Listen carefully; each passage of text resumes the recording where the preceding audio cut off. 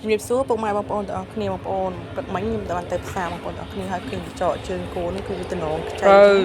ហើយក៏ទិញវា2គីឡូយកូនលើបងប្អូនទាំងអស់គ្នានេះគឺដំគេអីកញ្ចក់វាអស់ហើយស្អាតបាតហើយបងប្អូនទាំងអស់គ្នានេះខ្ញុំលាងទឹកលាងអីហើយគឺថែមឆ្អឹងថែមអីឲ្យនេះបងប្អូន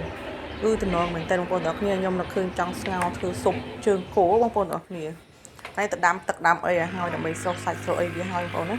ត្រូវហើយគឺយើងដាក់វាបងចូលក្នុងឆ្នាំងទៅបងប្អូនដើម្បីមកងាស់វាឲ្យផុយចឹងណា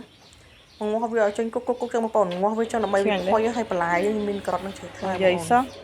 នេះយើងចាត់វាអញ្ចឹងមកទូចមកល្មមដើម្បីមកងាស់វាចូលគ្នាបងប្អូនជាមួយនឹងឆ្អឹងមួយយើងហ្នឹង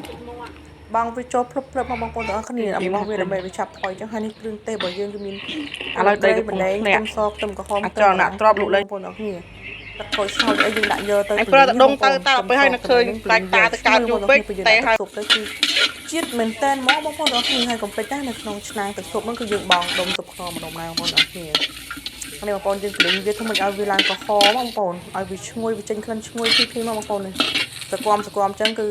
អូខេហើយបងប្អូនទាំងអស់គ្នាយើងដាក់វាចូលឆ្នាំងបងប្អូនណាតែប៉ុណ្្នឹងគឺញញហើយឆ្ងាញ់មែនតើបងប្អូនអាចសាកបងធ្វើបានអរគុណច្រើន